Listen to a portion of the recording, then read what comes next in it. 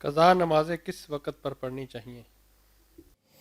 قضا نمازوں کی وضاحت چاہیے، کیا مراد ہے؟ یعنی اگر کوئی نماز چھوٹ گئی ہے، مثال کے طور پر ظہر کی نماز، تو جب آپ کو موقع ملے فوراً پڑھنی چاہیے۔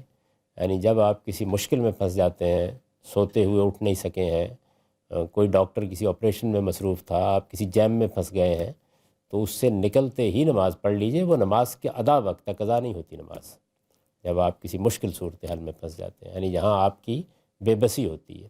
پھر یہ کہ مشکل صورتحال میں ہے لیکن آپ اشارے سے پڑھ سکتے ہیں، تو قرآن مجید نے کہہ دیا ہے کہ فرجالن اور رکبانا، آپ سواری کے اوپر پڑھ لیں، آپ پیدل چلتے ہوئے پڑھ لیں، تو وقت پر نماز پڑھ لینی چاہیے۔ اس وجہ سے قضا تو ہونے نہیں دینی چاہیے، کوئی وجہ نہیں ہے۔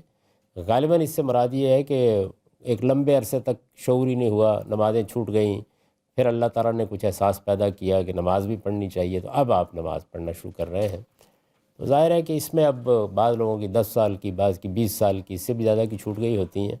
اس میں بہتر یہی ہے کہ اللہ سے استغفار کیجئے، معافی مانگیے، اور جو آپ نفل پڑھتے ہیں نمازوں کے ساتھ، فرض نمازوں کے ساتھ، ان کو فرض کی نیت سے پڑھتے رہیے۔ جتنا موقع اللہ دے گا پورے ہو جائیں گے، نہیں پورے ہوں گے تو امید ہے معاف کر دیں۔